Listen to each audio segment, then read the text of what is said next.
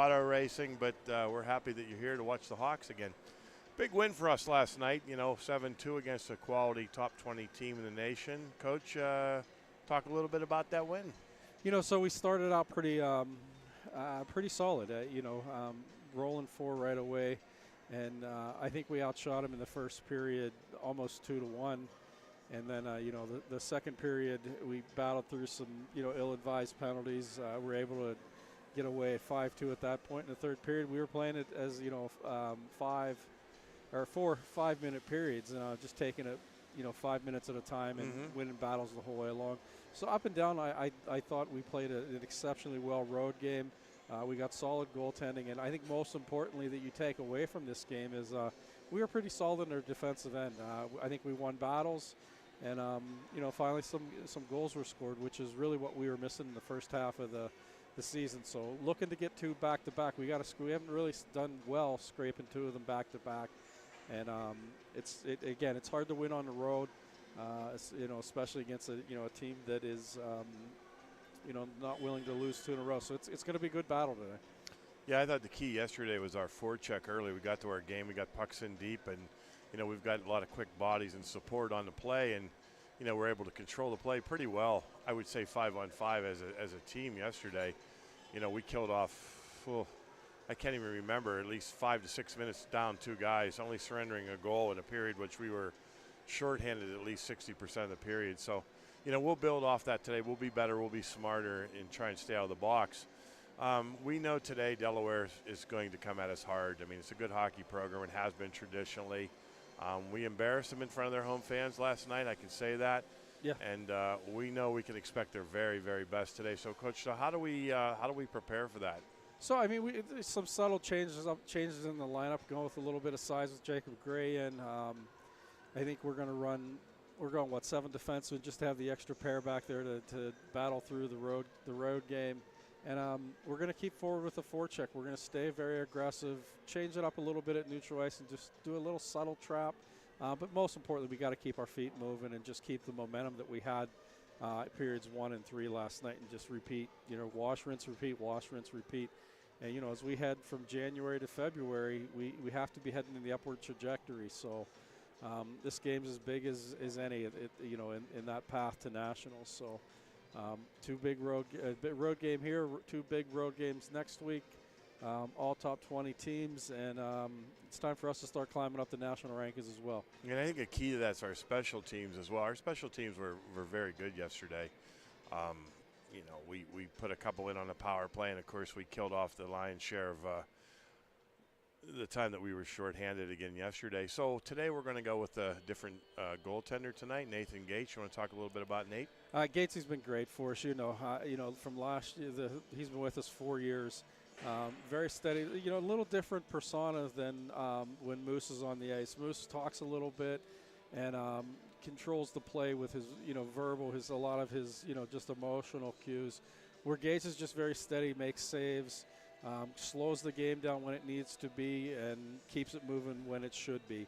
So I think they're both very stable, very controlling goaltenders, and that's really the key for us because we do take chances and count on our goaltenders to bail us out. And again, by design, and we play with 6 for a reason, and they're just as important as the centers up through the defensemen. So Gates is going to do well for us tonight. Keys to tonight's game up front. Can you give us a couple names? I mean, number 15, Spencer Johnson. These second games are when you really lean on a guy like that who has just the mental and physical capacity to string it together. I mean, maybe not on the score sheet last night. He doesn't show up on a score sheet a great deal last night. But if you kind of take a look at the quiet parts of the game, he controlled faceoffs. It was very difficult to play against in the D zone. And opened up a ton of opportunities that really set, Jace Rurick's line or Matt Lowe's line up for whether it was a power play or, good position. So I think he's the key to the game tonight. All right, Coach, that's all I got today for Coach's Corner. Thanks, everybody, for tuning in. Hopefully we bring back another W, to Indiana, Pennsylvania tonight. Yeah, I'm looking forward to it. Thanks for watching, guys. Yep, thanks.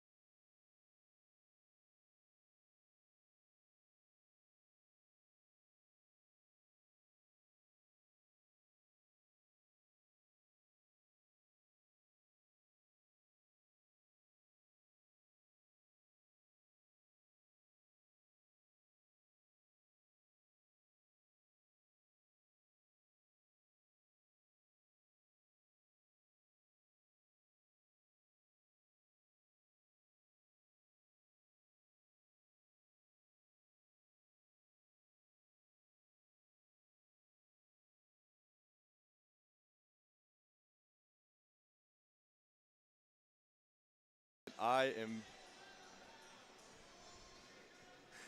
Good afternoon and welcome to the University of Delaware. Both teams getting set to do battle in just a few short moments. And of course, after last night's offensive output from the Crimson Hawks, 7-2 set some high expectations for today's game. Josh, how you feeling about this matchup ahead of us? I'm feeling excited, feeling ready to go. We got some good hockey in front of us last night. Of course, like you said, Crimson Hawks walked out of this arena 7-2 the victors. Definitely not the result that the Delaware Blue Hens were expecting. But of course, puck drop here, and we'll see these two teams go at it yet again. Last night we saw the scoring start pretty early in that match and on Saturday night. This is the third game this weekend for the Delaware University Blue Hens. And they've had featured in net the same goaltender in all three games. Of course, last night did not start, came in relief, but Snellenberg returns to the crease as he makes that stop there. As another one comes in and deflected by the defender in front. New starting lineup for the Crimson Hawks. Maddox Rearick, Trent London, and Jace Rearick out there. The forward group, Hambling and Ziemba on the back end. As London's tied up by Diaz into the boards. It's going to be Fairman along the boards, getting it to the middle. But a weird bounce off the stick of Loza leads to a turnover and a clear the other way. And like you said, tonight in net for the Crimson Hawks is Nathan Gates. It's been a little bit since he has played, given the Christmas break that we had, but the last game that he played was against Mercyhurst University all the way back November 16th of 2024. Seems like forever ago. But of course, they took the win 11-2 in that one. And of course, he's looking to replicate that same performance that he had up in Erie. Yeah, despite what the numbers from last night would say, as you saw there, Delaware getting a shot off the post and out of play. But this team has a little bit more firepower than the Lakers did in Gates' last start. So definitely some high expectations. We heard in the coach's corner talking about his consistency, and that was the name of the game last night. So his ability to control play is going to be tested as it's another offensive zone draw and shot by the Blue Hens. Sent back in, intercepted, flagged down by the captain, Zach Soy. Sends a bouncing puck perfectly onto the stick of Loza, who gets the shot off, was taken down in the process. Josh, I saw you put your hand up here in the booth.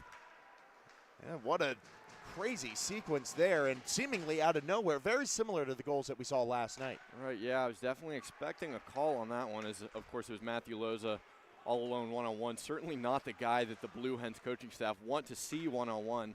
Last night he had 2 goals of his own on his 22nd birthday, a good birthday gift for him. So we know he has that knack for scoring, and like I said, definitely not the guy you want to see all alone in your own defensive zone. Now it's Owner moving up with the puck, sending a backhander into the IUP end. Crimson Hawks defense keeping play to the outside. And turnover here at the face-off dot, shot sent in. Bad save by Gates. Early save for him as Early gets it back out to the high point for the shot by Donor, and he's gloved by Gates for another stoppage. No, we still see a lot of that same game plan carrying over from last night for the Crimson Hawks. They did a great job last night keeping the Blue Hens on the outside. We've seen this Olympic sheet of ice, very wide and very long corners, so they did a great job keeping them out there and limiting high percentage shots in the center, where it's tough for their goaltender Nathan Gates here to see. Yeah, I think the larger rink also has implications, especially for the team that's more fatigued. Now, of course, the Crimson Hawks piling 7 goals on certainly is not an easy feat, so they are for sure catching their breath at the beginning of this game as well. Again, the third of 3 games for Delaware against a hotter than expected Crimson Hawks team. Yeah, like they've started to find their rhythm. Like you said, 3 games in 3 days for the Blue Hens. They saw, of course, the Crimson Hawks yesterday, and Friday night they faced the Colorado Buffs here at Fred Russ Arena as well. So you wonder if fatigue is going to be a factor for this Blue Hens team. Wow, a big hit there. There's still a man down behind the net. That is wow, a significant corner hit. And does not take too much focus to see what happened on that hit. That is clear as day. Knee on knee. And of course, the repercussions from it immediately went to the box, but like you said, Hoffman's still down behind the play. Yeah, we've seen Hoffman be that, that grinding force for that fourth line, certainly a pest on defense. So you hate to see him go down, but it will be the alternate captain, number 12, Shane Strawbinger in the box for the Blue Hens. As we see the officials here at center ice discussing. I mean, a blatant hit like that this early in this game, you have to wonder where that originated from. But the referee knew it immediately in the corner that that leg was stuck out and made direct contact with the knee of Caleb Hoffman. Shaken 2-way forward, going to go to the bench now. We talked a little bit in the pregame about the importance that Hoffman has on this team, where we're surprised he doesn't get penalty kill minutes because of the way he forechecks and the way he plays really close to the puck. Of course, that dynamic playmaking ability you hope we'll see later in this game if he can make a return. Yeah, like you said, a very quick stick on defense. Keeps his men close, does a great job, like I said earlier, being a pest on defense. And, of course, the team needs those guys. So you hate to see him go down this early in the game. Only 3:30 in. Of course, the medics are still over there checking him out. Yeah, and we talk about the transition game being the, huge source of IUP's offense because they're not getting, specific points from specific players every game. It's coming from a wide range of it. And Hoffman is one of those guys who moves up and down the lineups and really just elevates his line mates to do better. And the fact that he's able to get that puck through the neutral zone, normally, whether it's him stripping it off the opposing team or carrying it himself, he gets the puck where it needs to go. So kneeing is the call, yep. As we see, Caleb Hoffman has made his way off the bench. He's still getting checked out by the medical officials, but play will resume here. And we'll IUP. see our first PPC power play is, of course, both these teams no stranger to special teams after last night's game. So we'll see if that will carry over. Hey, you could say that again as Rierick moves into the slot and snipes it home. Just over the left shoulder of the netminder, and Ace Rierick on the board early in that power play and makes him pay for that knee on knee. That was a heat-seeking shot off the stick of Jace Rierick. As still some officials are talking, they might be bringing it back, but as of now, the goal is good. But still, we were talking about last night how Jace Rierick has kind of yet to find his stride offensively, but he's found his stride in a different way. He has been an assist king so far this season, only one goal. But we'll see if that goal holds. I've always been a strong supporter of his shot. Again, I got to see it so much last season where he just had a breakout year offensively. How much more of a playmaker. I don't blame him for thinking that he was going to pass it instead on the power play, but that early, you get those quick shots off, and they are so hard to handle. As you can see on the camera, it was Cal Ziemba hitting the box. A little bit of deja vu to yesterday's after IUP goal immediately. A penalty's called. Yeah, certainly those penalty doors are familiar to Crimson Hawks entering, as currently the goal is not on the board, and it is a 5-on-4 in favor for the Blue Hens. And their man is out of the box. Right. Or the goal, okay, the goal is on the board. Oh, it is on the board. It is up there so now. The score is 1-0. Okay. And the Send it Crimson to the middle. Hawks, right, the Crimson Hawks are on a 5-on-4 PPC penalty kill. Indeed. So everything wrapped up a little bit neater than it was in the second period yesterday, taking it one at a time. But the University of Delaware Blue Hens immediately back in the offensive end on this draw. IUP gets the win but can't get it past the blue line.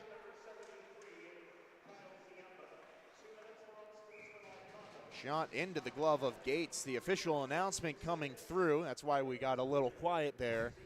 Officially unsportsmanlike conduct on Siemba. And I'm surprised that they gave a 2-minute penalty for that, weighing that similar to a blatant knee on knee, where normally kneeing penalties specifically have a 5-minute major connotation.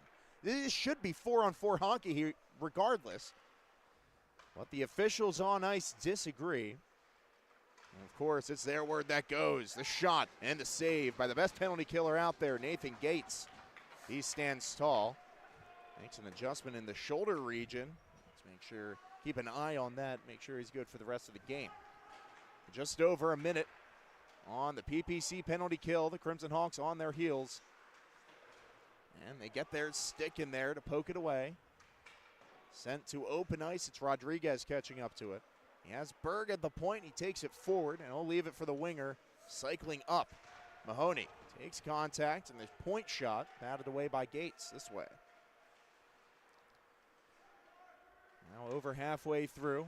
Rodriguez's shot well wide. It's going to be Guelph that gets to it, and Berg gets to it. Behind the plate, Guelph was hit. Now the shot unable to be handled by the glove of Gates, and it comes out past the face-off dot. Berg at the point, finds Guelph. He's looking for the net, and another save by Gates. He has been tested early and often in this one.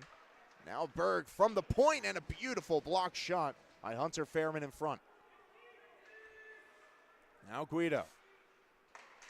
Last rush on the power play. They send it to the middle. It's going to be cleared down the ice, and that'll do it for the PPC penalty kill. So IUP not only 1 for 1 on their power play, but shutting down University of Delaware's first opportunity as well. Yeah, certainly not a clean penalty kill, but of course no score, so the Crimson Hawks will take it. A lot of shots on their man Nathan Gates, but he stood tall, saw all of them through. There were a lot of shots within that power play. Sawyer with aggressive play on the boards and kept that puck to the outside. That's been the name of the defensive game for IUP. Now they get possession back from the point, deflects over top. And a Blue Hen in front got his stick on that. Trevor Early looks up to the rafters in disappointment after that failed deflection.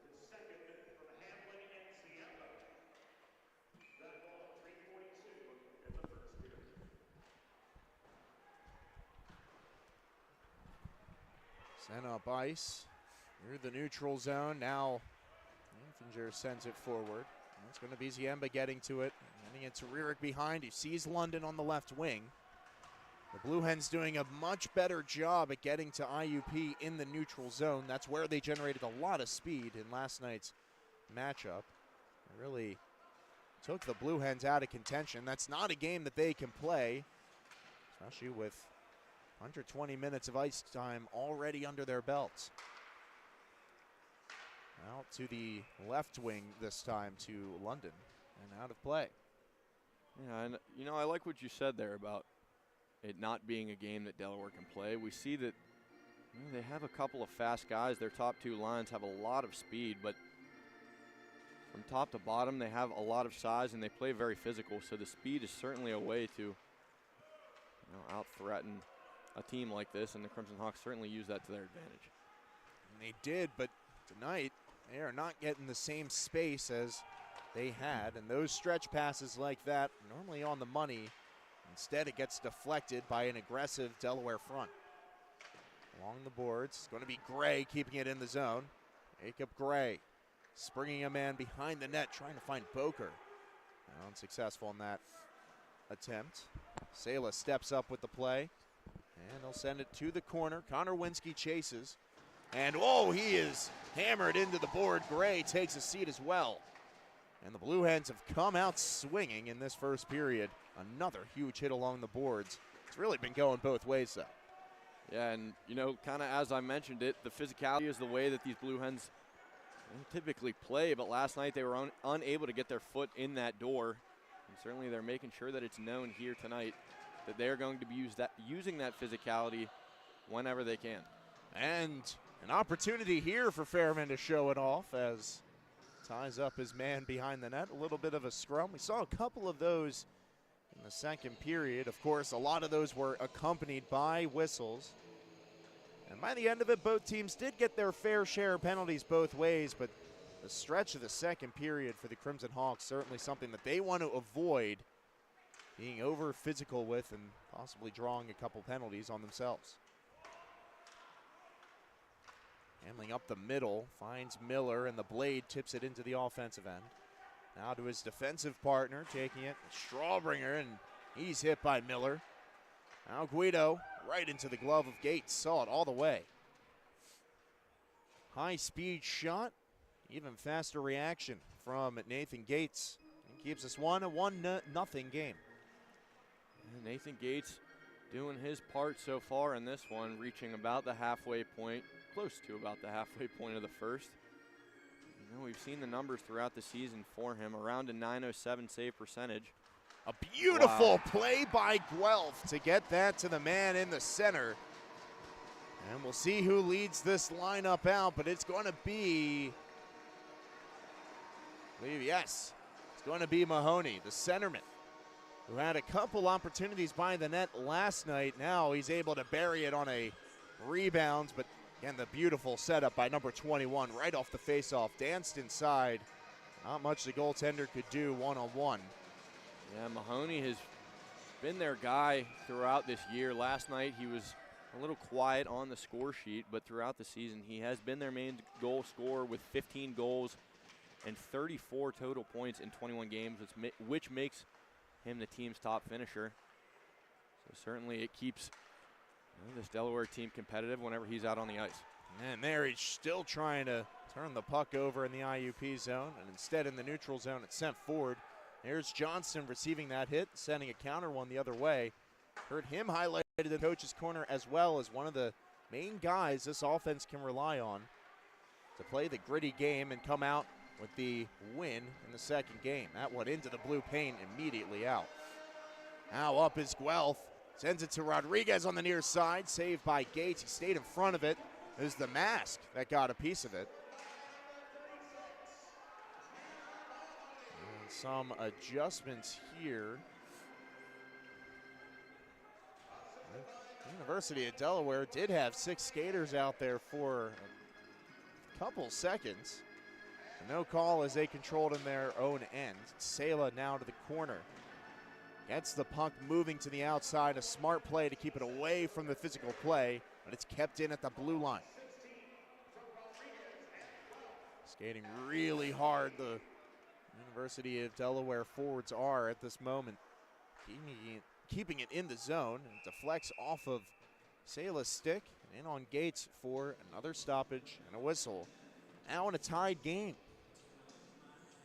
You know, we saw in that last minute or so a lot of very long hockey from end to end. Both squads looking for those stretch passes and the breakaway, which of course we saw it last night on that Sean Donovan goal. It was a mistimed change that turned into a counterattack, but we saw a lot of bodies moving up and down the ice. Of course, it'll get you those quick rushes the other direction. And we talked about, you know, the game, the style of game that Delaware can play with possibly fatigued players out there. Of course, that includes taking advantage of as many line changes as possible. There's going to be something that IUP will have to focus on as this game continues. Ogling around the net, gets it to Diaz, wide open inside the point, and he finds the glove of Gates once again. And certainly Gates likes those shots, especially the high ones with little to no traffic in front. You can see them all the way through, and like he did on that one, gloved it all the way down, and we'll see another defensive draw here for the Crimson Hawks, and it's Jeffrey Boker taking the faceoff. Boker against Guido. See who comes away with it. It's going to be a toss-up on the near side, but IUP controls from it. And Donovan looks forward with the puck, finds Gray, who bats it down. And sets up his line mate. Will send it the rest of the way. Winsky with that clear. Kept in by Soy. Deflects wide off a defender in front. Winsky with a smart move to get to the puck behind the net, evading the defender, but couldn't keep a hold of it. Took contact behind, and now it's Guido across into the IUP zone.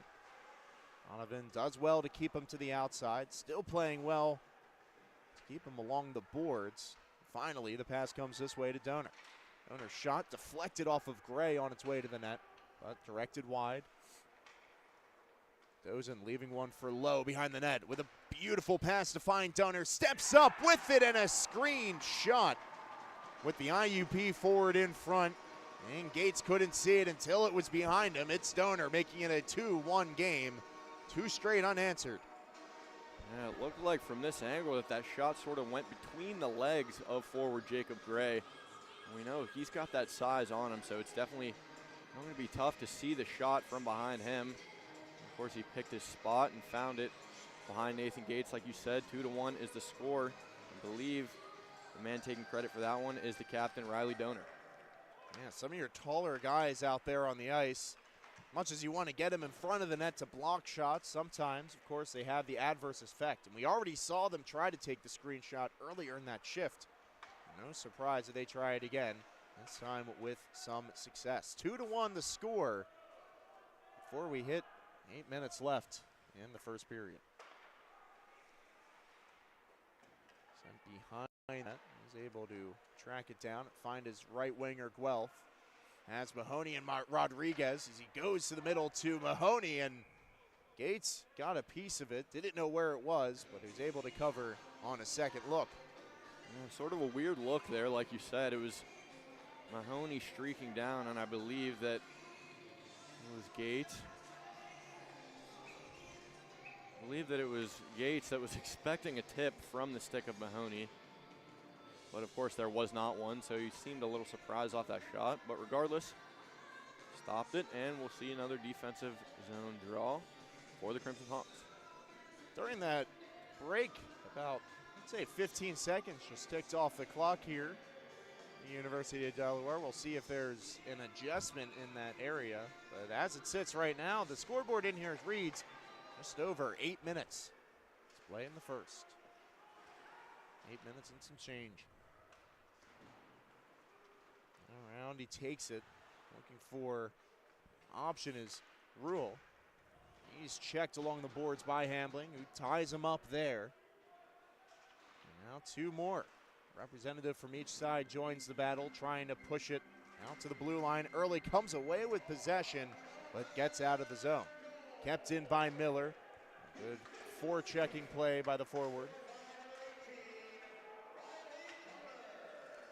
As they move up the far side, trying to get something started. As he sends it to the middle to Early, who directs one wide. Now Miller's going to have to catch up to this puck inside the zone. He will get it out. Not enough for an icing, and now an interception by Fairman. As he steps inside, a nice move. Finds Caleb Hoffman, who's back in the slot, gets it to Johnston, and he's shut down.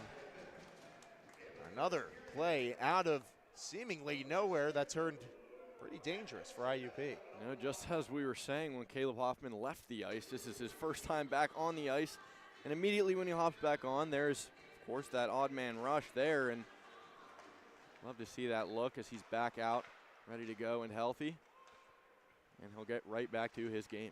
You saw the man who gave him that feed was Hunter Fairman. It's one of the reasons that you play a solid, knowledgeable player at the defensive position, because his move at the blue line allowed Hoffman to open up and split the D and get an offensive chance instead of just dumping it in, which is normally expected in that situation. So with 6.5 minutes to go, Crimson Hawks will have to have some more creative ideas on how to get up ice and get some more pressure on before the end of this period. Get some momentum for the end of the first frame. Physicality, certainly a way to do it, as it's cleared all the way in. The delayed offsides brings the Blue Hens out of the zone temporarily. It's sent to the far side, Hambling, and he finds Rearick across the center ice logo. Jace Rearick takes the shot, finds the blocker, and now London batted the rebound down. It sat there in the slot. It's poked ahead by the Blue Hens. Aggressive play by Ziemba, but it pays off. As he gets it back in the neutral zone, and it's cleared back to the Blue Hens zone. No icing. Nice hit by London to force the turnover, I should say. They're trying to backhand one onto the net. Instead, he sends it to Ziemba, and it's out of the zone. IUP having trouble just finding the right momentum on the puck. As soon as they get in the offensive end, they're immediately back in the neutral zone. see what other looks they can bring near the end of this first period. 5 minutes to go. Guido springing low, but done so offside. We saw a great Zone whistle. Great job there on that last push from the pairing of Eric Hambling and Kyle Ziemba. They're doing a great job filling as many lanes as they can on that blue line and sort of preventing the Blue Hens from breaking out. Sent to Donovan, who finds Winsky off the bang pass from the board to tie up there. Turnover for the Blue Hens. Mahoney trotting the line, waited a little bit too long to enter the zone. Rodriguez jumping the gun on the far side of your screen. Offside, and bring the face-off right back. And we hear a lot of coaching from, of course, the coaches of the Delaware Blue Hens. Sort of telling their men how they can adapt to this defense to get the puck back down into their offensive zone and apply a little bit more pressure. Penapresso able to move that puck forward and get it into the zone. This is going to be icing against IUP as they're unable to catch up to it. Now an offensive zone draw as the Blue Hens have the chance to turn up the heat with an offensive zone win. Now, like you said, as this first period counts down, of course, the Crimson Hawks looking for the equalizer to head into the intermission, but it was like you said, the Delaware Blue Hens win that face-off and are able to set up here in the offensive zone. And into the slot, and a good shot block there by defenseman Sean Donovan, already coming off of his stellar game. And now it's Hunter Fairman trying to split the legs of the defender. Penapresso not buying it, sends it forward to Rodriguez. Now to the middle. Sela able to retrieve the puck. Mahoney causing problems. There's that IUP forechecking in a Delaware uniform. But either way, IUP busts through. It's Loza taking the shot, finding the glove. Well, the netminder and the rebound unable to be controlled. It'll be Blue Hens moving up instead. They say it's offside. Infinger entered. And Rodriguez from the blue line finds Infinger. Again, it's a foot race to find the puck against Sela. And the tie-up will open the door for Boker, but instead, there's one of the forwards getting back for Delaware. Nice shoulder play by Sela to knock his man off the puck. And now Fairman catching up to it and getting it to Gray, who will direct one into the zone. See, we see a lot of those 50-50. Wow. Gray was not happy with the added stick battle that ensued afterwards. And, of course, it's the linesman on the other end of the ice that makes the call about 10 seconds afterwards. The man on the other end completely missed it, but Jacob Gray will sit for 2 minutes for cross-checking as the retaliation that got the University of Delaware so many times last night now befalls IUP. Yeah, like you said, it was the big forward, 96, Jacob Gray. Well, be guilty of that penalty. You know, as I was saying before that penalty was, there's a lot of 50-50 battles that I think primarily won the Crimson Hawks that game last night, is that they were just hustling to every loose puck that they could. And we're winning a lot of those 50-50 battles. And, of course, we saw that one down there on the other side of the ice with Evan Sela. And you only look to replicate that every time you're out there. Yeah, IUP needs to get back in their style of game right now. It really feels like they're playing Blue Hen style of keeping it to the outside. They're playing really aggressive up top. The forwards well rested. Now they have the chance to spread out against the IUP PPC penalty kill. Cleared down the ice. Let's see who that was. Kyle Ziemba getting that all the way down. Now behind the net. I'll have to regroup. It's Daniel Berg taking it up himself. Scans his options. He has options to his right and left. He takes it left himself, and now he'll wrap one around. Find Mule on the far side. Now he sends one off the boards, gets it to Guido. One of the captains on this team. He was the target, a huge hit. And that will be called from center ice. Well, the positioning of the referees haven't affected them at all in keeping the whistles in their pockets. As another call, this time it'll go against Delaware, ending PPC penalty kill, and it will spell an IUP PC power play for about a minute and 15 as soon as we get past this 4-on-4 action. Yeah, like you said, Anthony Mule is the guy for the Blue Hens that is going to take that cross-checking penalty. You know, I was doing a little bit of number searching, as I do. And of course, I found that Crimson Hawks actually lead all of the ACHA in power play percentage on the road. So, of course, once this penalty is killed off the Jacob Gray cross-check, then they will be on full. They will have full strength, or I'm sorry, 5-on-4 for the Crimson Hawks for a number. Yeah, only 20 seconds remaining, 4-on-4. Now the Blue Hens finally get possession back, and now they're going to hold on to the puck as long as they can, waiting for the IUP line change in hopes to kill off a little bit of the power play. Instead, Guelph bursting through, couldn't get the shot off, and now the PPC power play begins. 90 seconds in the period, just a little under that in their power play opportunity. As Adams gives it back for Fairman, we'll have to reset. Five out there. 5 out there, a lot of scorers. Of course, we see Hunter Fairman dancing in there, Jordan Adams, Shane Miller, Matthew Loza, and Jeffrey Boker. A lot of them having points last night. Fairman getting it to Loza, who gets it to the middle to Adams. That's where he scored last night, right in front of the net. Now Miller back up to the point. Fairman back to Miller, takes the shot. Adams with the redirect in front. And instead, they find the pads. And that minder Snellenberg. Yeah, great stop by Snellenberg. Like you said, it was Adams that was playing that bumper roll and was looking to find the 5-hole. Was unable to. Of course, Snellenberg locked it up, and we will get a new unit out there for the PPC power play for the Hawks. And Eric Hambling, Kyle Ziemba, Spencer Johnston, Trent London, and Jace Rear. Face-off won by the Blue Hens. They control, and London unable to keep it in at the blue line.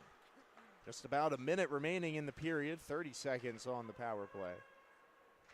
And Trent London wraps one around. It's Johnston. Chase it. It's going to be Hambling with first to touch the puck. But they get it to the middle, and a clearing opportunity at the very least as Dozen moves up and moves to the outside, trying to get around Ziemba. Really giving him the works in the corner, and he coughs up the puck. Hambling looking up ice. The power play expiring as we're back to 5-on-5 hockey. IUP yet to convert since their first opportunity of the game and made it 1-0. A stoppage here with looks like 8 seconds to go in the periods. We'll add one more onto there.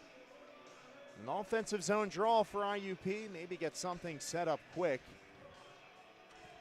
against Delaware, who has been excellent in the faceoff department during this series. And, you know, we've seen the Crimson Hawks utilize that to their advantage. A lot of those quick face-off plays to open up as many lanes as possible. Of course, like you said, 8 seconds. And when the face-off, I think the Hawks will be all right with heading into the locker room. Down 1. Fairman sending one in. It'll be a block shot for the defender, Strawbringer in front. But the Delaware Blue Hens celebrate coming back in this period and getting back on top. Able to tie it about halfway through and making it a 2-1 game at the second half of the period. A fun series of events, and certainly will not lose any heat between these two teams in the next 15 minutes. We'll be back with the second frame shortly.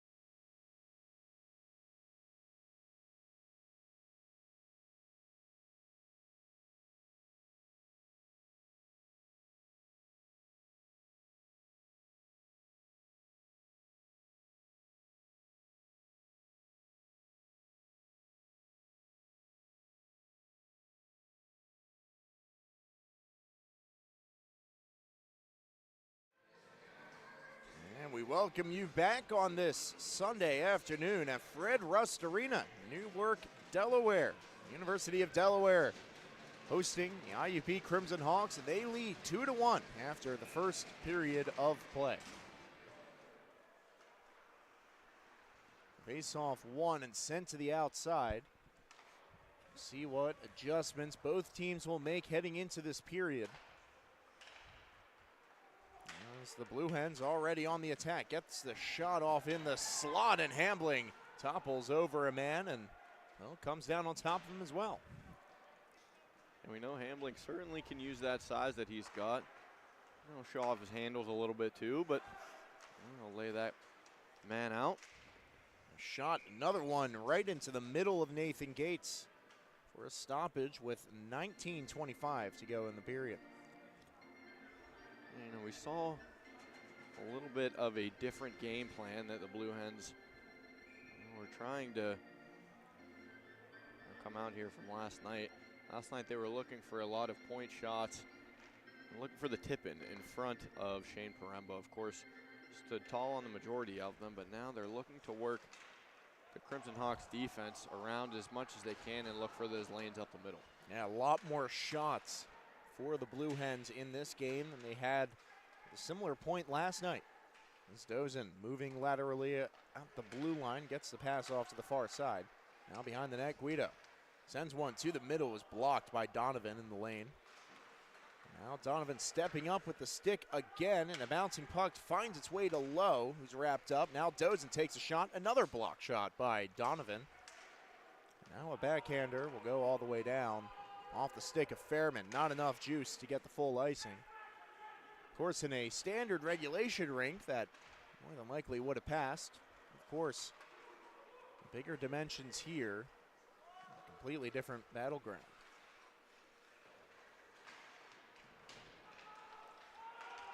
Springing Hunter Fairman with that long pass. Instead, Stellenberg will have to come out and play the puck. Fairman will head off after the shift. IUP's starting line of the second period, unable to get any offensive pressure. Meanwhile, Diaz sending it into the slot for the quick shot by Coughlin, goes wide. Guza gets to it. Wrap one around Diaz.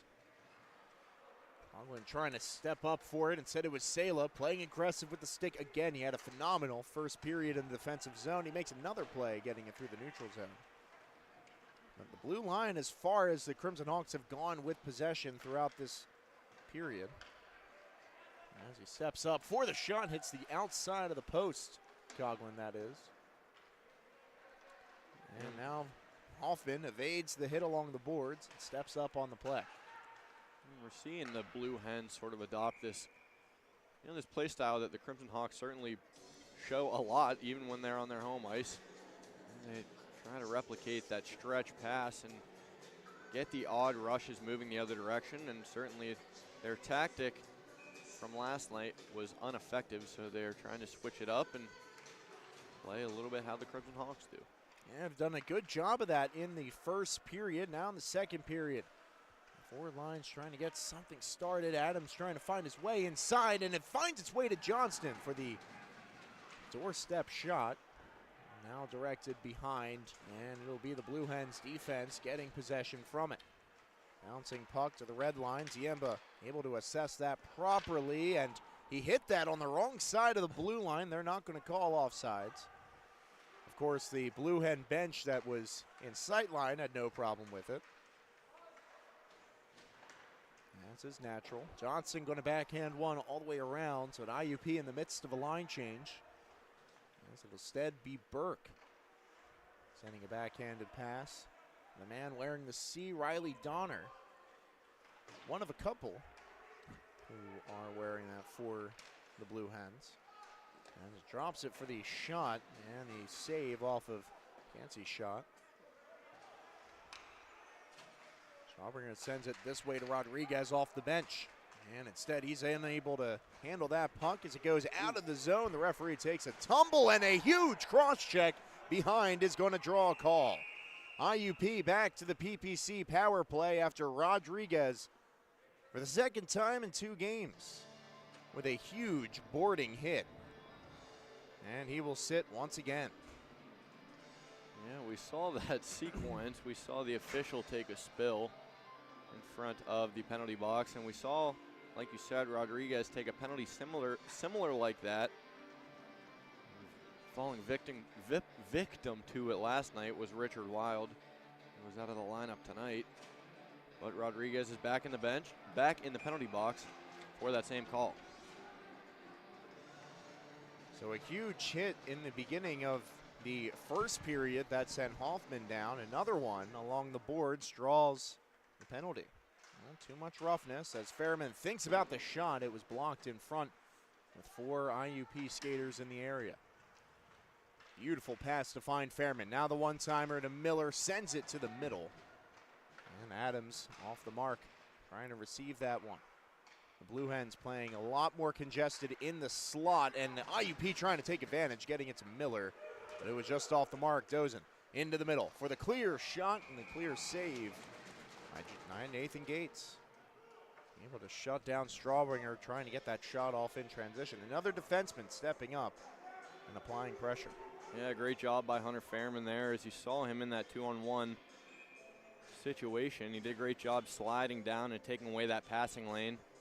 Like you said, it forced that shot, and of course Nathan Gates saw the entirety of it. We'll see a defensive zone face-off here with Spencer Johnson at the dot. Well, about 30 seconds already eclipsed on the power play. As London trying to spring a man up the right wing, that was Rierick, the intended target. Sent back to Ziemba, he tries to step around, and it's cleared back to the IUP zone. Early coming in for the Blue Hens, but a quick pass by London assesses the situation properly. A nice first hit by Hambling, or at least he spun off of it. The Crimson Hawks again unable to earn the blue line on this power play. Hambling with a beautiful move. You know, we've seen his skating ability, but that might have been one of the biggest dekes of the defenseman's season. Glove down at the blue line, and a whistle will stop play there. And I believe that call is going to be a hand pass, but I just want to rewind to that move we saw from Eric Hambling, the big man showing off the mitts. It's going to be hard to strip the puck off of him. You saw him roll off that hit in front of the bench here. And of course, deked around his man down below the net. He's got multiple tools in his bag, you could say. And of course, he is certainly somebody that a lot of the team looks to as providing that just defensive movement, especially when things start to slow down, and able to redirect it into IUP's pace. Now they'll have to defend as the power play without possession is cleared back into the IUP end with 20 seconds still shorthanded the Blue Hens have. Miller this way to Adams, is able to use the space given to him, puts the brakes on, trying to cycle it back. We are at even strength hockey now as the netminder giving the reminder to the rest of the team, and a whistle. Going to be a high stick against University of Delaware. We'll see if this is a penalty or just a face-off out of the zone. But the slow pace and almost scripted march to the penalty box, revealing the IUP Crimson Hawks will go back to the PPC power play. And like you said, it'll be Luke Panapresso, the big D man that is going to head to the box. And like you said, we're back on the PPC power play. We've seen this look before. The two defensemen up high, Kyle Ziemba and Eric Hambling, Chase Rierick, Trent London, and Spencer Johnston centering that group. All the skaters out there earning their spot on this power play unit now. You gotta earn it when it matters. Down by a goal in the second period of a close hockey game. Early, spun into the boards and a backhander directed wide off of Diaz. Gates still down in the crease, and it's cleared out of play off of a Blue Hen stick, excuse me.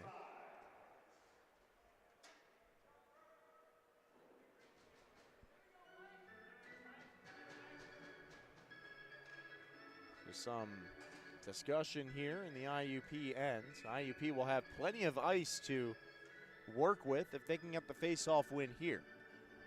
Of course, the Blue Hens doing pretty well in that department. It's early in the face-off dot. And the quick shot goes to the outside, directed by London to Rierick. We'll start things up. Chase Rierick putting it on the backhand, getting around early into the zone, and the shot afterwards draws a slash, as it was a quick whistle and a reactionary shot that the defense took exception to with an extra swipe on Rierick. Yeah, you know, normally 2-5 is the man that instigates those types of interactions, but it was just a second. Just a second after the whistle blew for offsides. He took that shot on the goaltender, and certainly the Blue Hens are going to share their words as well. Yeah, you hit the nail on the head with that, as the referees agree. Instigation probably going to be the call. We'll see where this draw takes place and if Delaware gets a call back, but both teams are going to their respective benches. It looks like this could be a timeout. At least a timeout for the linesmen while they get this settled. Yeah, I'm not quite sure, but we see the captains of both squads. Zach Soy for his team, and Cody Diaz waiting for their explanation. Like you said, as the officials discuss what the call will be. And we again see the tension starting to spill over both these teams towards the top of their conferences, powerhouses. Of course, they both want to walk away with a win. It would be a big win for the Crimson Hawks, sweeping them this weekend, heading to Oswego State next weekend. Yeah, 2 tough weekends for IUP. We've talked plenty about the Blue Hens schedule this weekend, but of course the restart to the season after the winter pause spells a challenging set of games for IUP. Again, 2 against and top of their division, Delaware Blue Hens, and of course top of their respective division in Oswego State next weekend. And like you said, take a look at the ACHA rankings before this weekend. Delaware Blue Hens were sitting right at the 24 spot, and of course next weekend Oswego State is sitting at the 16 spot. So 2 top 25 teams back to back. Certainly going to be a tall test for the Crimson Hawks, but they took the one that last night. Of course, they're going to try and walk away here with another win. Yeah, they are not satisfied with splitting the series this weekend.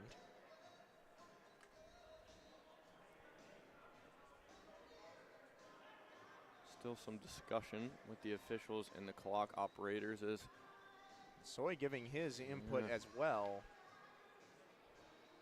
And I think he's pleading for a Blue Hens penalty, which of course was pretty evident after the slash on Rierick from the shot. The question is, does the instigating overshadow it? Most cases it doesn't. And you still await the call. We'll step aside for a short minute with 13 and a half to go in the second period. The score, 2-1, Delaware, University of Delaware.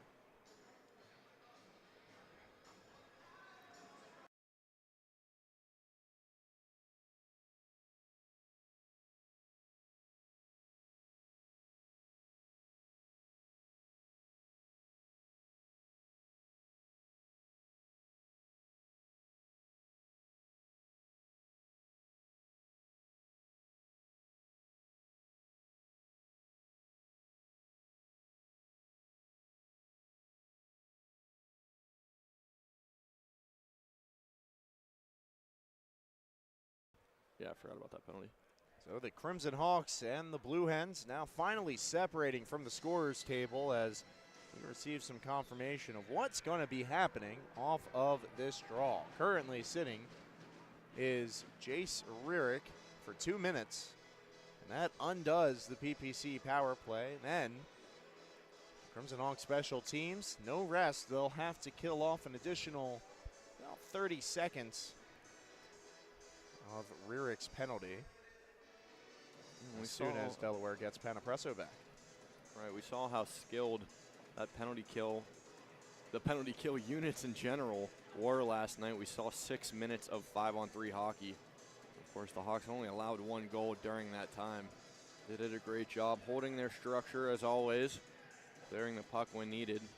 And plus minus doesn't apply on special teams, obviously, right? But the Crimson Hawks walked away from yesterday with the shorthanded goal as well. So the fact that they were able to keep pace with the Blue Hens throughout that series has to give them a lot of confidence going into the second period. And the penalty assessed Jace Rurick. I think we're finally going to see some hockey again. The puck's dropping. Hunter Fairman at the dot. So the clock starts with 13 and a half in the period. Sent in, and it's blocked by a Blue Hen in front. Miller going to find some space with a move to the outside. Now he tries to press forward, and he receives a hit along the boards, tumbling, losing possession. Now behind the net, Fairman being held down, and this is going to definitely draw an instigating, or at least roughing penalty against the Blue Hens. And many times you see Fairman get grabbed like that. He's taken shots back, but that's a smart play by number 3. He did not react his entire time on the ground. We'll see if he goes in. And he's going to sit. Wow. Just like Rurick. Can't outrun your reputation, I guess. And the referee's not hearing any of it. But he went down. And again, we both made that observation that he was down behind the net being completely held. And do anything back.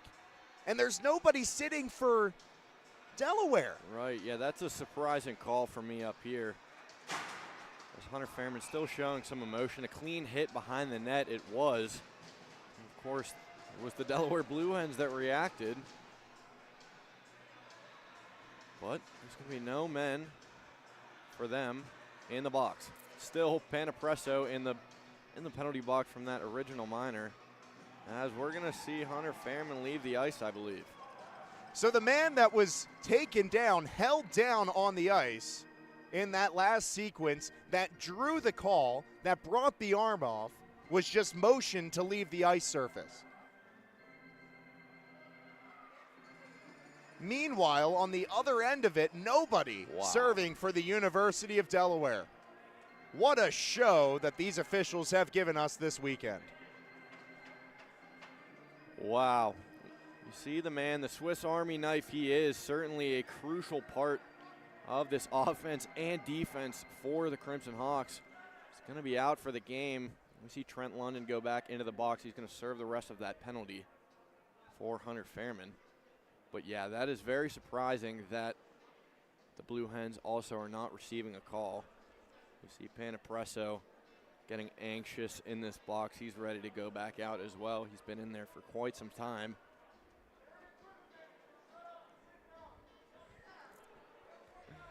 As both penalty boxes exchanging some words. Yeah, the referees have done a good job of getting under the player's skin by this blatant ice tilt. I mean, this is absurd. I've never seen so much conversation back and forth from the referees. And we've seen plenty of hard-hitting and nasty games, but never where it's as one-sided as this. Right, we saw it last night with the officials. They certainly were not scared to blow the whistle, but it came in waves. The first period was subjective to the Delaware Blue Hens. Of course, that second period that will go down in infamy for the Crimson Hawks. Now, most of the calls were against them. Then it evened out in the third, but we're seeing a little more of that here. Again, as most of the whistles are going against the Crimson Hawks.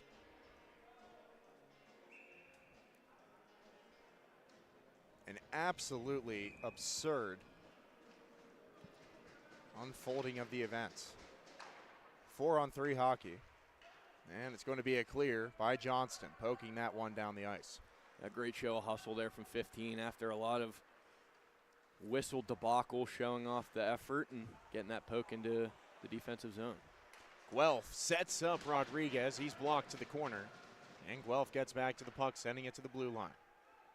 This way it comes to Rodriguez, eyeing up the net. He gets it back to the point. Takes the shot. Donor misses the net. Immediately taking the shot off the post was Rodriguez. And Gates A little bit of trouble handling that puck, but the PPC penalty kill successful on that. We don't have a graphic for 4-on-3. A little unprecedented, but we saw a great save there from Nathan Gates. Of course, we saw that puck slide across the ice. Had that far side open, but he was able to get there and control the fumbling puck in his crease. Still ticking down, the clock is under just about 12 and a half minutes to go. I'll update the clock once some of these penalties clear out, but at the moment, sent this way to Mahoney. Already has one as he eyes up the net and circles back out to the point. Well, steps up for the shot, deflects over top off an IUP stick. And the bench showing their appreciation. The boys getting in front of the rubber. You see, this is the issue with the three-man defense is you don't have a man to clear bodies out in front of the net, so it really takes Nathan Gates to clear them out himself so that he can have a clear view of the shot. Tipped back out to the blue line. Delaware gets a skater back. Now 5-on-3, and they will go to work for about 30 seconds on the two-man advantage. Sent into the pad of Gates and blocked away. Now Berg at the point. Sends it this way. And back out, and a wayward pass will do IUP's penalty killing work for him. Now a tempting change for IUP and a miscommunication on the boards as that pass was sent out of play. It could have been a 4-on-1. Delaware not ready for that. 15 seconds remaining on the penalty being served by London. Of course, that was the minor against Fairman, so the Crimson Hawks take advantage and send it all the way down. Even strength hockey. With now just over 11 minutes to play in this period. Taken down in the boards, and Dixon throws a hit, and he's going to get called for that. Two boys in the corner going at each other, and of course, it's the black jersey in the wrong. And Dixon's going to head to the penalty box.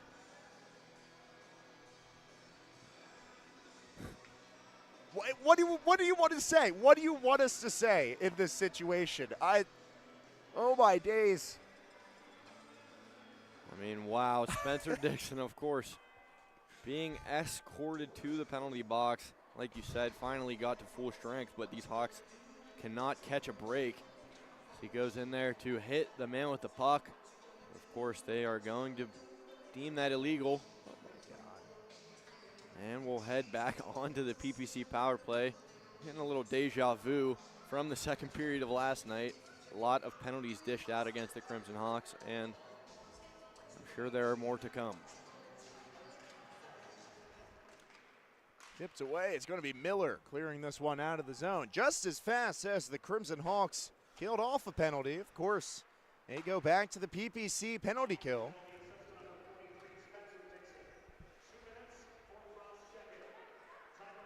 The call, we're both looking at each other now. The call is cross-checking, and there was not a stick involved in that contact. It was shoulder to shoulder in the corner. And we have the footage to show it. That is, wow. Oh, what a show it has been this weekend. Gates steps up for the save. Rodriguez goes down in front of the net. And it looks like no more extra penalties afterwards. So I'm holding my breath. I'll knock on wood just in case. Great job by Gates on that last push.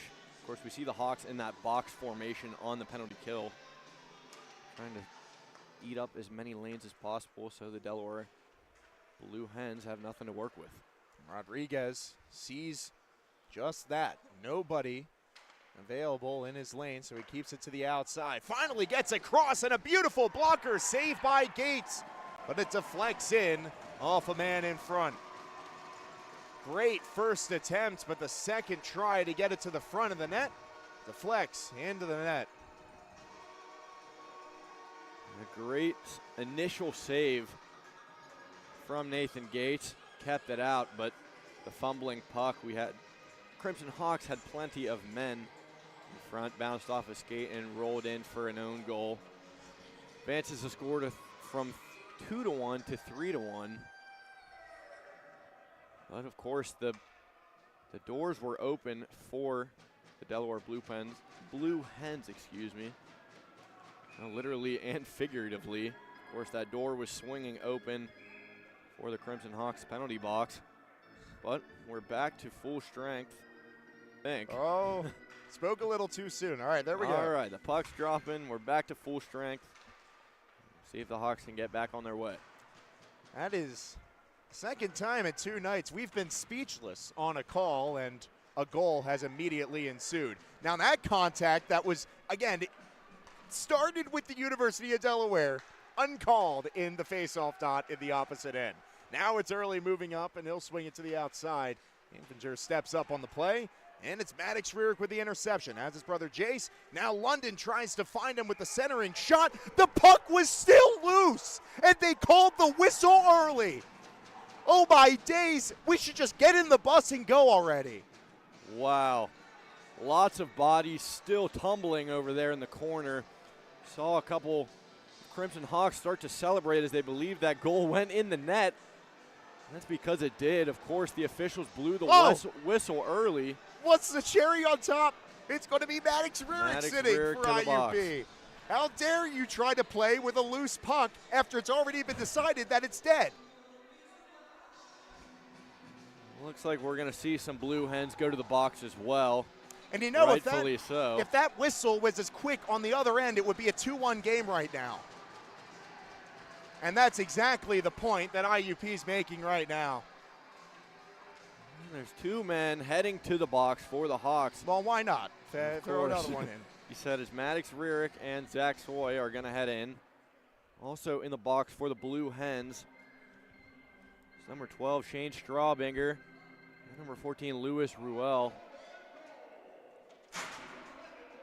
Certainly the penalty box being slammed shut, rightfully so, as it just seems impossible for these Hawks to stay out of the penalty box. Absolutely speechless. This is, I thought yesterday's game was a little lopsided in the second period, but this stretch right in the middle of the period, this cannot continue. And of course, we see the coaching staff with the Crimson Hawks, Joe Honzo and Dom Glavich, discussing their case for the officials. Certainly Dom Glavich, a little animated. Who wouldn't be? Right.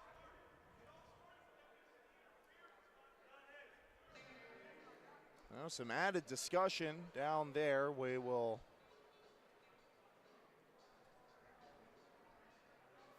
step aside until the penalties are officially on the clock and we get a final announcement, as it's like both teams starting the motion. Either way, we'll step aside for a brief time. 3-1, University of Delaware on top.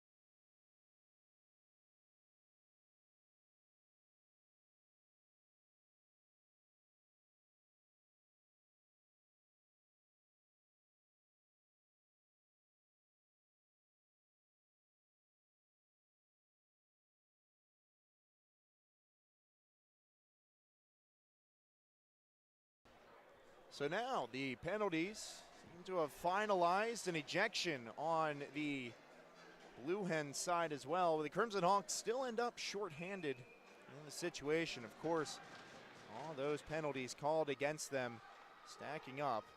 And they will have 2 minutes to kill off as it's sent into the middle for a one-time shot and an attempted clear by Donovan. So an important player off the ice for University of Delaware, but the Crimson Hawks losing some core players as well. Yeah, like you said, it was number 12, Shane Strawbinger, the D-man for the Blue Hens, heads off the ice in an ejection. But in the box for the Crimson Hawks, Zach Soy, the captain, and Maddox Rurick. And in the box for the Blue Hens, number 14, the winger, Louis Ruel. And we saw the ejection of Fairman. I think I heard that Chase Rurick also out of the game.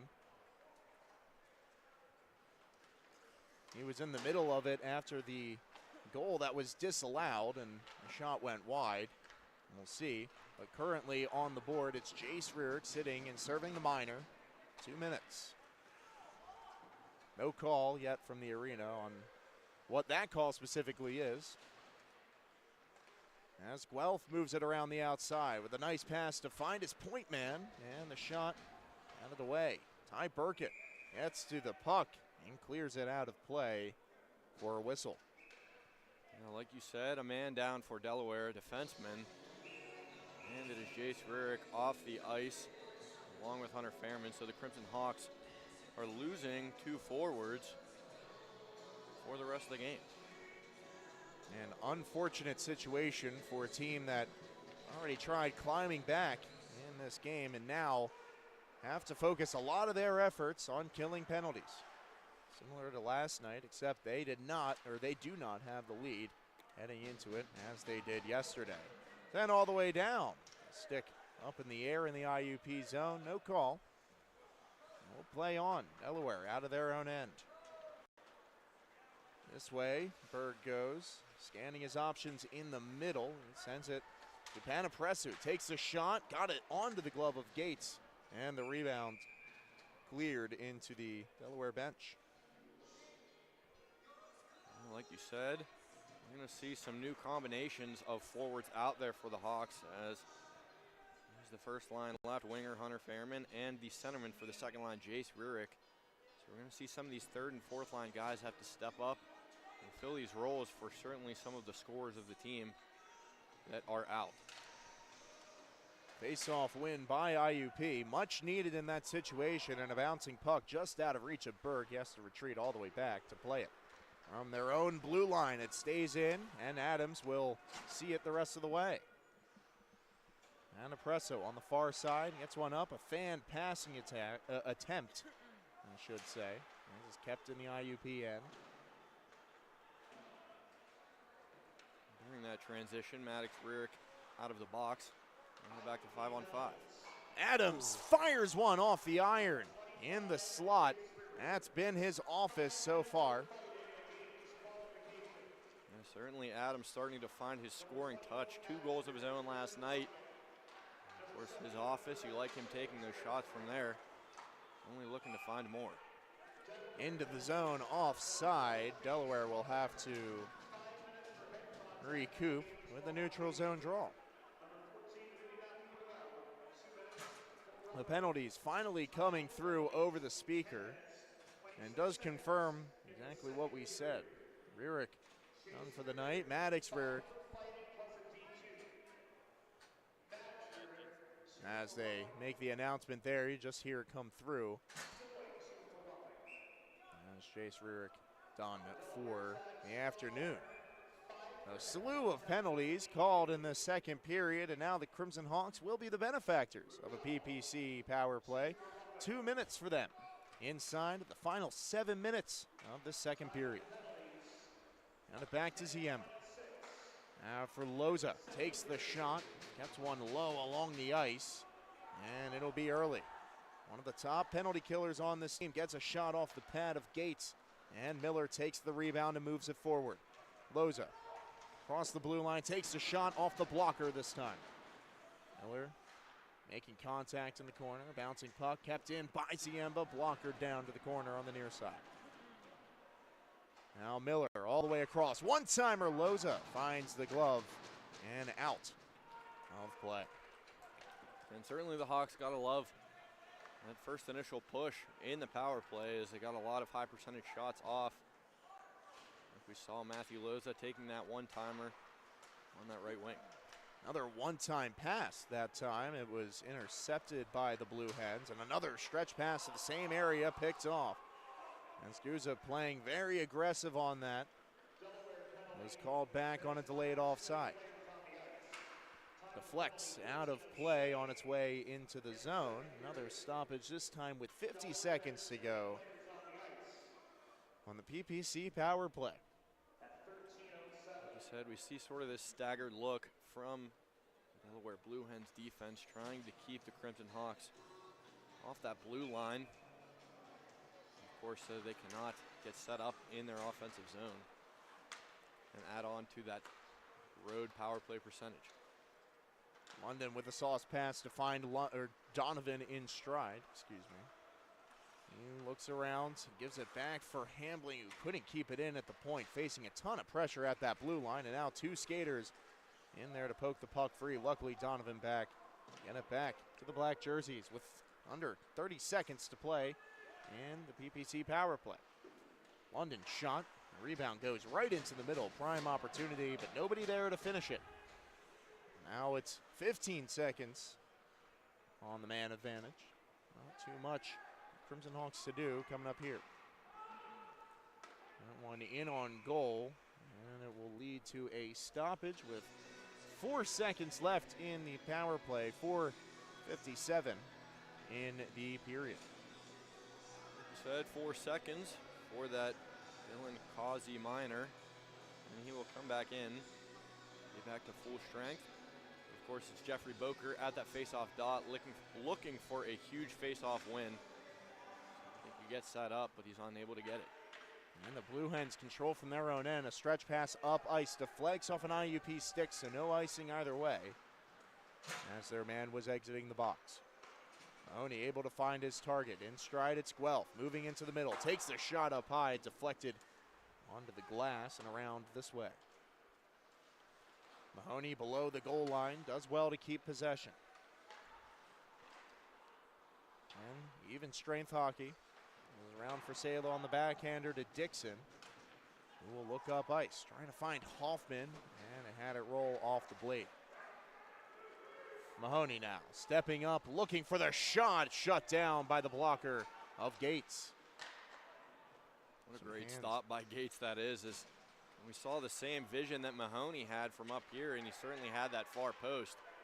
He went for it, but Nathan Gates said no. Winsky's pass for Hoffman off the mark, but he's able to get back to it. Send it to the middle. Loza did get a stick on him, but couldn't direct it towards the net.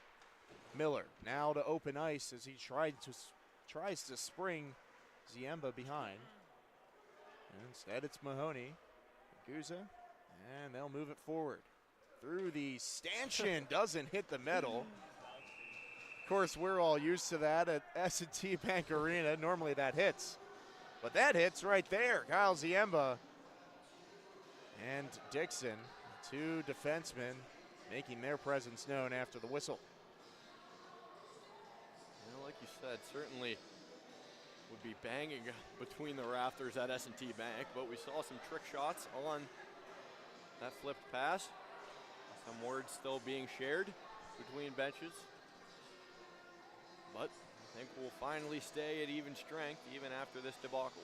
Yeah, we'll see. You saw coming off screen was Spencer Dixon with plenty of words for the bench and some guidance from the referee.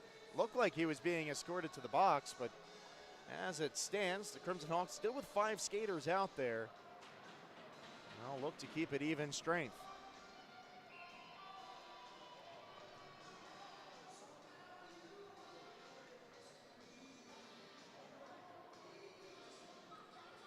Of course, we still see some discussion between the officiating. Zach Soy in there and involved with plenty of debate with the linesmen throughout this second period. Of course, in last night's game, too. And the captain trying to represent his team. after this game. We might need to give some speech and debate coaching for Zach Soy, as he's been in there for quite a while. Of course, pleading the case for his squad. He's going to relay some messages back to his head coach here, Joe Honzo. His 28th year of coaching, Joe Honzo, the man behind the bench of the Crimson Hawks. Oh, and it looks like the referees got something else up their sleeve. He's motioning that Dixon's out of the game. And after two extremely soft hit that landed him one minor and a reactionary hit at the face-off dot, the Crimson Hawks lose another core defenseman as Spencer Dixon's night is over. 3 men down for the Crimson Hawks. The big D-man Spencer Dixon, like you said, is out of the game. Crimson Hawks were playing with 7 defensemen this game. And now we will be back down to 6. 3 even pairs, as that is Jace Rierick, Hunter Fairman, and Spencer Dixon out of the game. And that Crimson Hawks bench is starting to look a little thin. Some discussion as Boker heads off to the bench. And IUP will have to kill yet another power play at the University of Delaware. Well, apparently not. It's going to be even strength, but Spencer Dixon is out of the game, so we'll stay full strength here. Still questioning some of the calls that the officiating has made. I guess that's why they're wearing the stripes and not us. I don't know how else to chalk it up. In over 3 minutes, IUP with possession in the offensive end. It's going to be Miller on the far side, sending it around for Loza, tied up with Berg. Got to watch the contact there.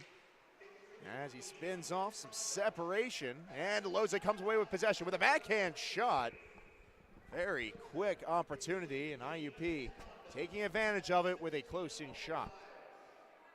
We hear the overhead announcement here that he is out for a game misconduct. Oh, what does that mean? I'm not exactly sure, but the third man, Spencer Dixon, his night is over as well. And we'll head back into play. Well, I'm sure whatever he did was far more egregious than the blatant D on D we saw in the first period that resulted in a 2-minute minor. But I digress. It is a blocked shot in the middle by the Crimson Hawks. And now the rebound sent wide. Kept inside the blue line. Diaz able to cycle it down to Coughlin. A block shot outside of the post. Diaz takes a swipe at it but misses the puck. Rierick into the middle, finding Ziemba in stride. Looks up ice. Miller, not the left feed, and now Loza trying to poke it through off the rebound. Unsuccessful. Now up ice they come. It's Coughlin moving to the right side, sending a backhander into the middle. Gates didn't know where it was. Neither did the forwards in the area. It was blocked, and the rebound sat there for a couple seconds. Enough time to get it back settled. Sent in, finds the glove of Gates. Some extra contact in front of the net, and of course some afterwards as well. I think I saw a white jersey involved in that, so no harm, no foul. Too far, sorry. No, I really like some of the playmaking that I saw there out of number 20, Cade Conklin. He did a great job, of course, facilitating that play. He took the outside edge and looked for that play up the middle. Of course, Nathan Gates stood tall, but we'll head back into the face-off dot. Spencer Johnson will win that one. Yes. Give it back up. Soy tried to clear that one forward, but didn't get enough on it. Sure is trying to be conscious of course, the pending icing. Something that they haven't had to really take into account too much this period. As in the corner, I think IUP won't be satisfied with just getting out of this period with a standing score. They're still going to move up with it. Johnston, the spark plug getting it to Adams. He cuts inside, takes the shot. There's your announcer's jinx. Jordan Adams on the board. He cuts inside and finds it in a tight window on the right post to cut the lead in half. What a play from number 5. We saw the skilled stick handling that toe drag around the defenseman. picked his corner behind Snellenberg, and certainly he got it. And that's 2 goals yesterday, a goal today. Certainly you could say he might be starting to find his offensive stride. The official going to the scorer's bench to discuss things. My heart jumped a little bit. I saw 4 skaters go back out there. Nonetheless, the Crimson Hawks get one back before the end of the period. And momentum certainly starting to swing in their favor. Let's see if they can capitalize with the remaining minute to go in this second period. Long clear will find its way through the neutral zone off the boards. And Guelph receives that one perfectly, moving up. Now up ice. Hoffman unable to direct that one out of the zone. Loza doing a good job tying up his man. The bench wants a minor. They won't get it. And Hoffman with a reverse hit. Boker now. He is down on the ice and he's not getting up. Favoring the right leg. And of course, play on. Guelph's shot shut down, and the frustration afterwards on Hoffman after the reverse hit. The scene right now is just unbearable as there's 2 Crimson Hawks that are crippling off of the ice. Jeffrey Boker and Caleb Hoffman. Of course, he took that knee-on-knee earlier. He's a little fragile, but he's back up, a little shaken up, but he's ready to go. Jeffrey Boker heads off into the bench. As it stands, it'll be yet another forward.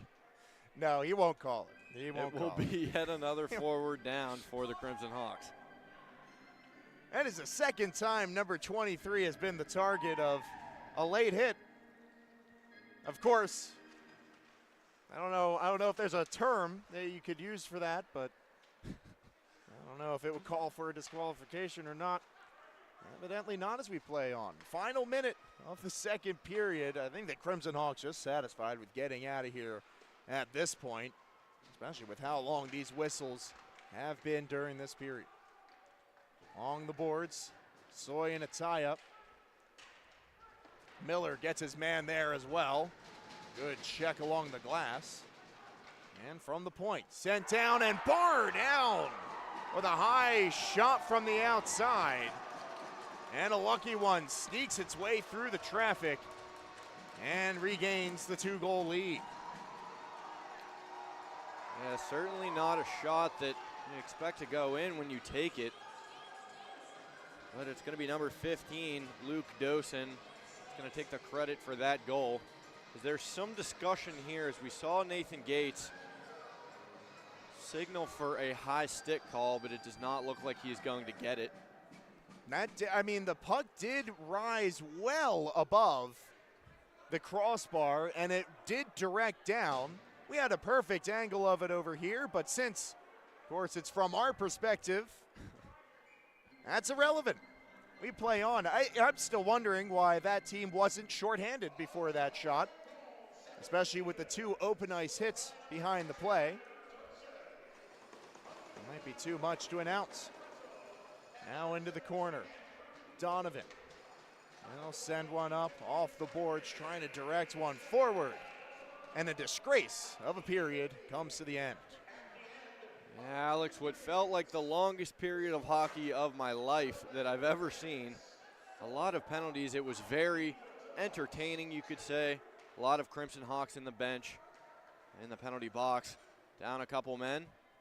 Of course, the Delaware Blue Hens still lead. So unfortunate, too. You look at the game on the schedule, and Delaware University, again, they are a powerhouse. They're a good enough team as is, and they do not need the extra in between. We'll return with the third, final frame in just a bit.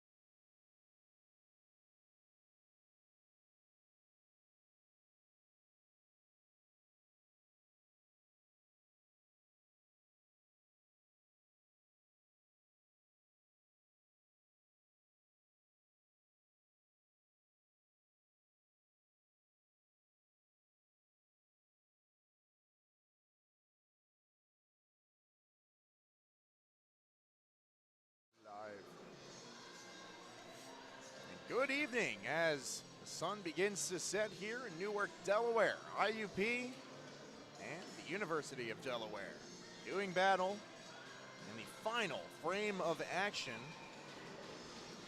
An eventful period, top down in the second. Plenty of special teams opportunities and penalties dished out. Total of 4 ejections throughout the period. And of course, a goal apiece to close out the period. And keeps it a 2-goal game in favor of the Blue Hens. As they step up, Mahoney sending one wide. Mahoney, number 36, has been just at the core of all the Blue Hens production tonight. Of course, he's already notched a point. He is a speedy playmaker who's done his job to keep the puck in the offensive end, as he does it again there. Donor kept it in, deflects on its way to Gates, but he stopped it. Fairman able to evade the first man with the puck, and it's eventually stripped. Hunter Fairman gets back to it though, and the deflection finds its way off the boards in the neutral zone. You know, Alex, I like in your intro what you said about this being a battle, because that is truly what it feels like. It feels like both of these benches are head-to-head, ready to clash for this third period. Of course, like you said, the Blue Hens leading a 2-goal stretch, but we saw that nasty goal from Jordan Adams there at the end of the period, and certainly Crimson Hawks offense, once they're finally at full strength, can finally get into their offensive zone and produce. Round for Donovan here as he backhands one off the boards, and he'll actually get it back from his defensive partner. Now Zach Soy. Stayed in, Adams forcing the turnover, looking for 2, and he sends it wide of the net to the left side. Now it's Guido. Moving up to the left wing to Lowe.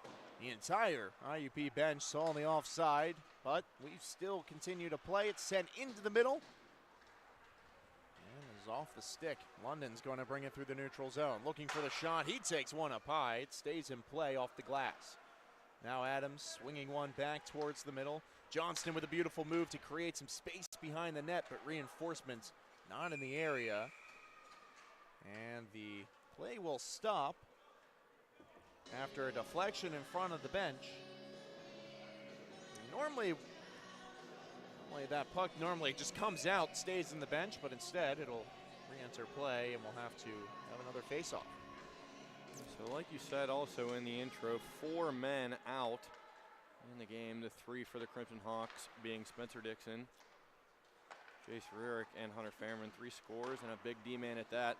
So we'll see how these lines adapt for the Crimson Hawks being out that many men.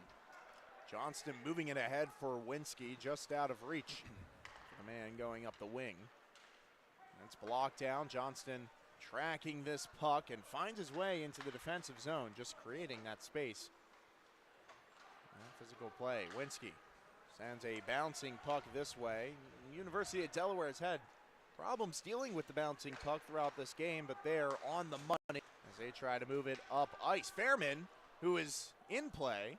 I know we saw him leave the surface earlier. He is back.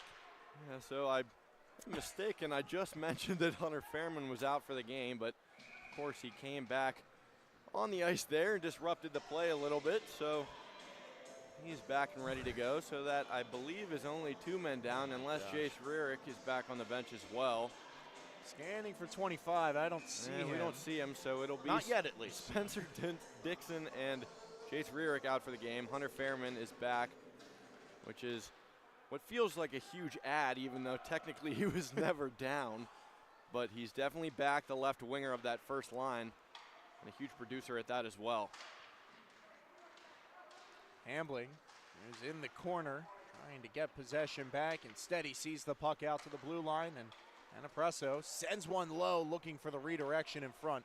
But no dice. Canapresso with a direct shot that time off the pad of Gates for another save on his night. Moving this way, taking the shot blockered away. Miller with the rebound control. And Hunter Fairman will see it the rest of the way on the right side of the red line. Early in front of the bench, had his initial try denied, and Miller got to it as well. and directed it onto the net. You know, I really want to go back and rewind back to that last save that Nathan Gates had. It really shows off his maturity as a goaltender, as where that shot from the point was taken, he took a quick glance to see where his defensemen were and was able to track that shot all the way in and control his rebound directly to his defenseman. Great job to show off a little bit of that hockey IQ.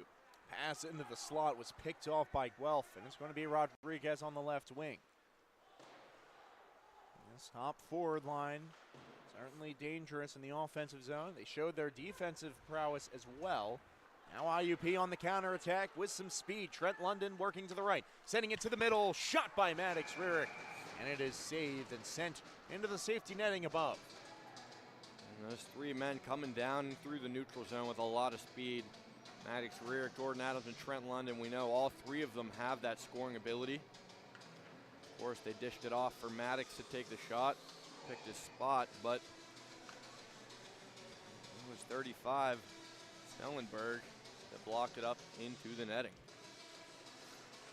Rurick, beautiful determination to get that face-off win, and Adams nearly with an even better move to move it to the middle, but instead it was blocked along the boards and cleared into the IUP zone. Sawyer with a hit avoidance there as he gets around another one, and that pass off to the near side, but a turnover forced by the forechecking Blue Hens. Donovan ties up his man in the corner. Well, coming away with it as Dozen searching for that puck. Eventually did redirect it onto Gates, but not with enough velocity to really be a threat. Shut down 4-2 with just about 15 minutes to go in the period. And we saw a little bit more of those 50-50 battles that I mentioned earlier in that last 20 seconds. There's some sticking and poking around for the puck. Of course, Nathan Gates was tracking every bit of it.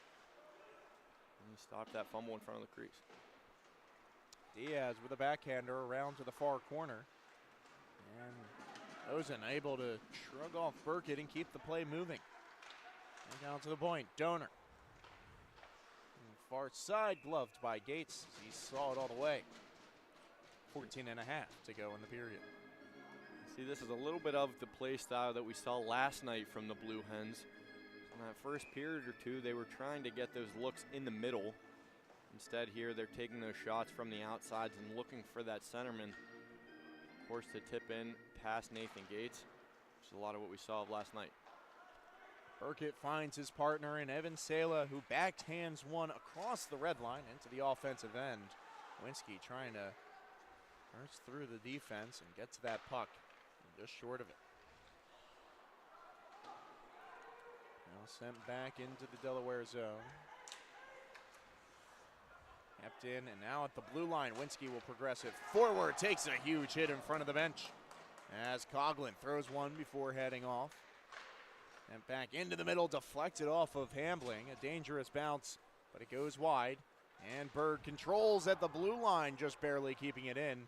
Fighting through the poke check. Sends one outside of the net. And finally, on the second attempt, Winsky able to see that puck through the neutral zone. Transition as early. Gets it into the middle. Hands for Causey, and he is stopped by the glove, or I should say blocker, of Gates. From the corner, Fairman looking up ice. Again, sent back into the IUP end. Hambling. It's it to Fairman. Now it's back to Hambling from Ziemba. Loza steps to the outside on the first touch. Now still trying to keep possession. Got it to the middle. The redirection finds its way to Miller, who sends one, floats it wide of the net. Hambling. Considering the shot, takes it up high. It was gloved down in the slot. And now it's Early moving up. He's poke-checked at the line. And Ziemba will collect the loose puck in his own end. Fights through the stick contact. Still trying to scheme how to get up ice. As we're under 13 minutes to play in this third period. Trying to get it to Fairman off the mark and off the boards. And back Donor finds his man Mahoney. who takes a hit, loses the puck. Luckily, Guelph comes away with the play. Got it to Rodriguez for an impressive shot attempt. It did go wide. And now Fairman will try to feed one up through the middle. A tired line out there for the Crimson Hawks, unable to fully push that through. Just over 12 minutes to go. And sent around to Adams, who will stick one up into the stanchion up high. And we're seeing the Blue Hens a lot more aggressive here on that forecheck. I think they know in the back of their head that once this Crimson Hawks offense gets set up in their zone, it's going to be hard to stop the production a lot of those forwards have in their toolbox. But of course, they're getting strong on that forecheck, not allowing them for any of these easy zone entries. Here's Adams catching up to this puck off the faceoff, gets the foot race win. And the pass by London, I think it was for Maddox Rarick. The stick positioning of a Blue Hen in the area forced that wide up the middle. Adams moving in, tried to get one over to London over the stick. The hand-eye coordination has definitely gotten a lot better for the Blue Hen defense as this one has gone on. And just to mention, a little off of the ice, we just saw Caleb Hoffman walking in his street clothes, so he is done for the night as well for the injury. I only hope that the Crimson Hawks can leave this rink as healthy as they can before they go into Oswego next weekend. Huge hit at the line. Throwing that one was Burkett, but it still comes through, somehow finding its way to Berg. And he's forced to the outside by Sela. Burkett also riding his man against the boards. And that physicality creates some separation for Maddox Rarick to find Boker. And now to Gray up the right wing. Gray into the breadbasket and the stoppage. Delaware Blue Hens have really had a good response after last night, especially with how IUP piled it on. Them starting the same netminder who saw the back end of it certainly shows a lot of confidence in their ability. Yeah, 3 nights for the big man in net. Jacob Snellenberg, like you said, he finished out the game last night. And of course, he played in that Friday game against Colorado, and here he is again tonight, doing his part against the Crimson Hawks. Now Gates going to have to be on his toes as Coughlin moving the puck behind the net. Coughlin thought about the shot and instead took the pass past the neutral zone all the way back down off an IUP stick. Coughlin, his play was batted down. Now IUP fighting for it. Instead, the 50-50 puck taken away by the Blue Hens, and now it's sent back off an IUP stick into the IUP zone. Hambling, the first one there. He is met with the stick blade of the man behind the net. Ziemba finding Fairman on a long stretch pass, or just out of reach at least. And we'll see what they can do here. As a bang pass off the wall, maybe intended for Loza, does not find its target. Ozzy's shot goes over top and will be cleared all the way back into the Delaware zone. And I can kind of notice over here the coaching staff for the Blue Hens trying to time up their forward line change when our defenseman pairs also leave the ice. Just to kind of time up that counter attack that we saw a lot of last night, and seems to be part of their game plan as well here in the third. Well, stoppage here before either team can execute on their game plans. As they meet at the face-off dot and discuss the upcoming play.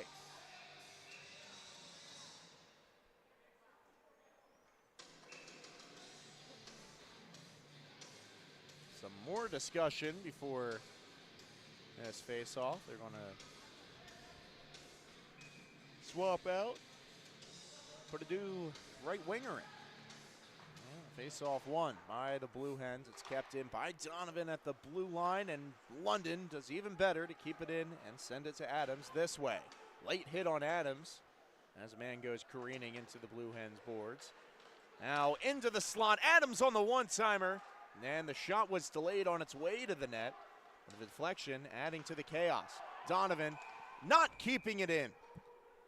We've seen so many 50-50 keep-ins in front of this line, and I pointed out earlier how silent that bench was last period. But of course, in their strategic location, seeing that offsides, and well, the referee's taking their word for it. Of course, the officials choosing when to swallow the whistle. And of course, they blow that one dead there on the offsides. Of course, we thought it was clean up here, but why the officials make the money. That's fair. That angle against the far side on the boards, not easy for us to see through the net. And so, we play on. Mahoney's shot deflects into the safety netting out of play.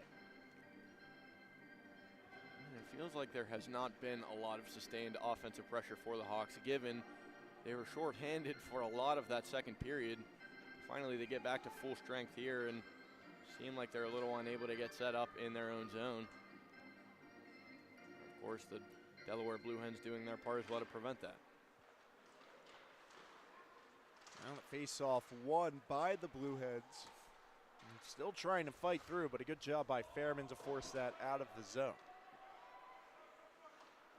Hamley moves one over this way. And now Fairman with a one-touch pass. He gets it back and will send it the rest of the way. That is a slew foot and a half. I don't know if you saw that on the bottom of your screen. Well, the way that body moved, his feet went down below him.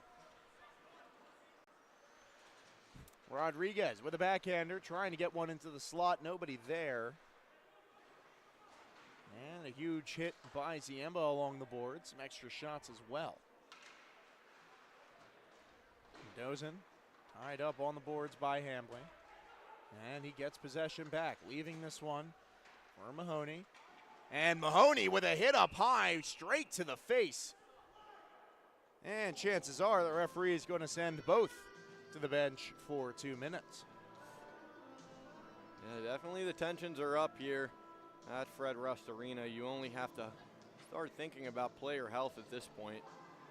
You want both teams to obviously have enough guys to be able to play next weekend. Certainly physicality showing its part here in this game as it's Hunter Fairman back to the box. A 4-minute on the board right now against Mahoney. This could result in a 2-minute power play for IUP. Nope. 4 minutes showing for Fairman as well. I wasn't sure if it went both ways or maybe the shot to the face got him an extra minor like normal, but alas, the call is 4 minutes aside. Now, both penalties have disappeared and have been redistributed as 2-minute minors. 2-minute minors. So with that, we will see some 4-on-4 hockey. Of course, the Crimson Hawks no stranger to having 4 men on the ice. We'll see how the Delaware Blue Hens can adapt as well. Huge chip by Burkett. A man-on-man is the best way to defend in these 4-on-4 situations, but he gets some separation there. And it's going to be London moving it out of the zone. At least he tried to. Still not out yet. Of course, the Blue Hens have already retreated and are awaiting the IUP attack. Sent this way. And the defenseman wasn't in motion to take that up ice. And then into the middle. Now back across on the quick passing attack. And inside the blue line. 4-on-4 hockey. It remains for another minute and some change. London will just bat this one forward down the ice. Owner makes that shot, finds the glove of Gates for another stoppage. 1:05 officially. And we see the clock starting to tick down like you mentioned. Certainly the Crimson Hawks' backs are against the wall. And we wonder what sort of play the Crimson Hawks are going to rule out here. Try and take that lead back. Aggressive play there at the blue line. If that answers your question. Sent back to Miller in the middle. Oh, he couldn't find it. We've seen him wrap around on that shot so many times. As he gets to it here and gets a close-in shot. Eventually does find it. Loza gets it back to Hambling at the point. This way to Ziemba. Looking forward. Sees Miller in motion. That was the target, but Diaz the first to touch it. Miller with the interception. Loza finds a wide open Ziemba, ripping one. Miller looking for the rebound. Hambling with a backhander as well. And Miller still with the loose puck. Behind the net. Gives it for Loza's one-timer. And that one over top. Now Ziemba sending one into the glove of Miller. And he is upended. Some extra words afterwards as well. Just 5 seconds until 5-on-5 hockey resumes as it goes to the far corner. And both teams with 5 skaters.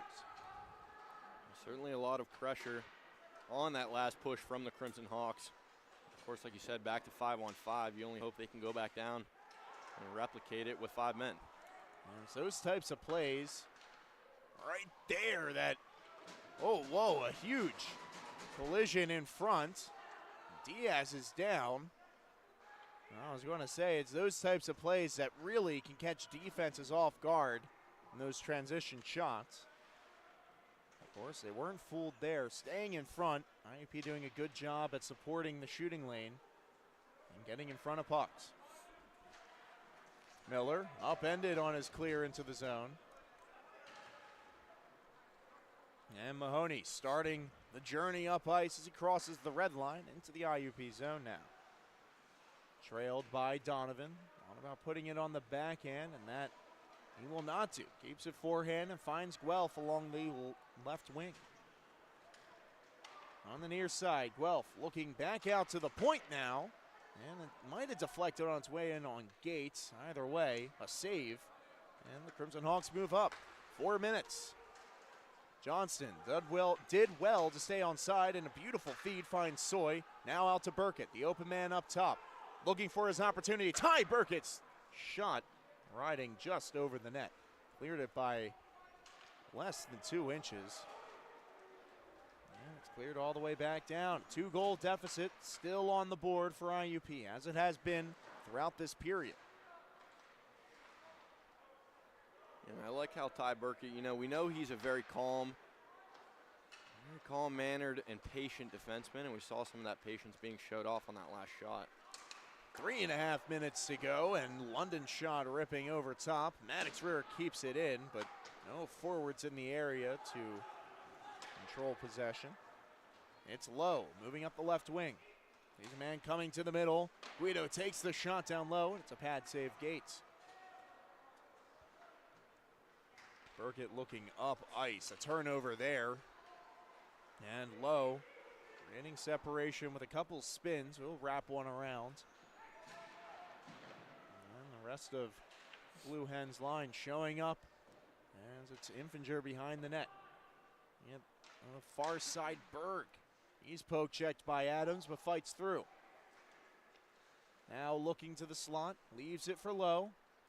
2.5 minutes to go now. Back out, blocked outside of the face-off dot. And we'll see where this goes. It is a line change for the Blue Hens, but they control possession in the offensive end. Berg getting up to this puck and keeping it in the blue line.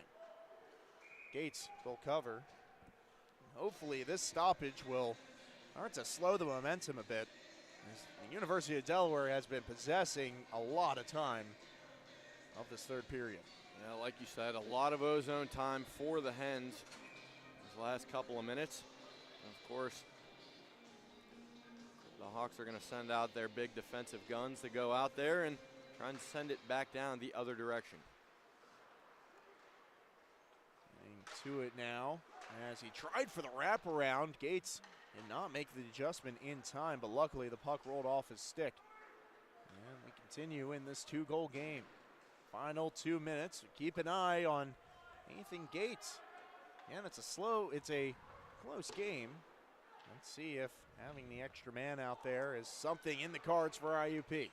Rule shot finds the shoulder of Gates. And another 45 seconds ticked off the clock between the whistle.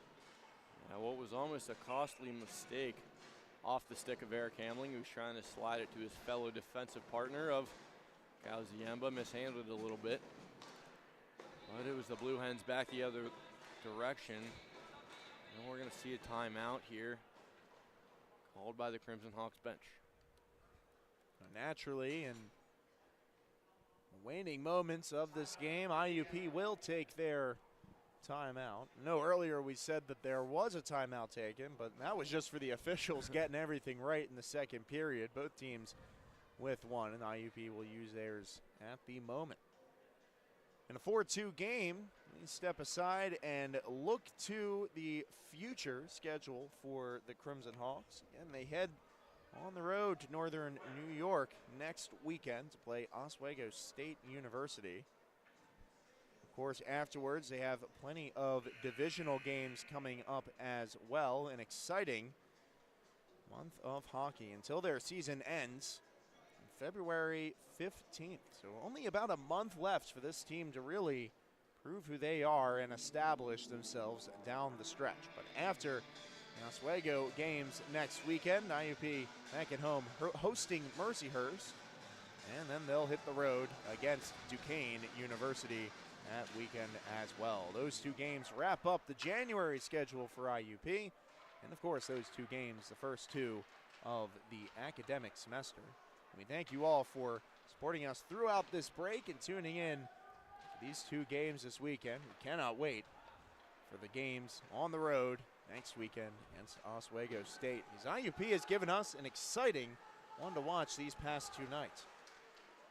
Adams sent one down. It deflects in for another stoppage. I don't know about you, Alex, but it felt like the Crimson Hawks had a new sense of legs in that last 15 seconds. A lot of them came out hot, skating hard. Of course, backs against the wall, like I said earlier. They're looking for that third goal as they have the empty net now with 6 men on the ice.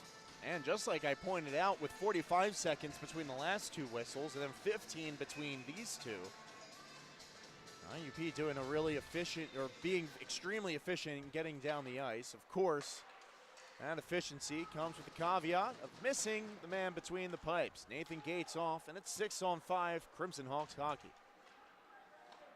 Adams calmly gets it to London. Got it back from Ziemba. Will send it this way to Fairman, and finds Ziemba at the point. Once more, sends a floater in, and that one not touched with a high stick. Straight in over top of Snellenberg. Had no chance of seeing that through traffic. And with under a minute left in the period, the Crimson Hawks have life.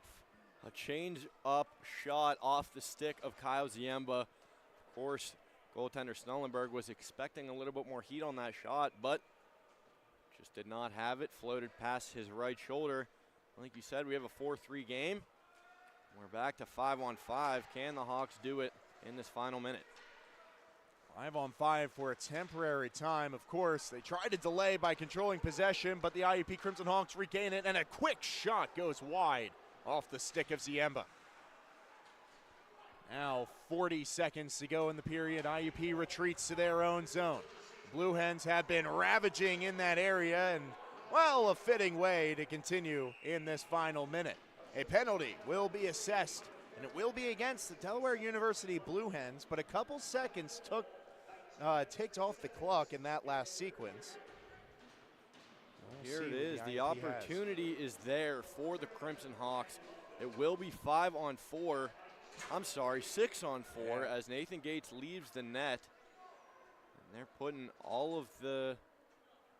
they're putting everything on the line here, Alex. Empty net, of course, 6-on-4, 2 extra men. See if they have enough room to slide the puck and get that open look and tie this game up with just 32.5 seconds on the scoreboard.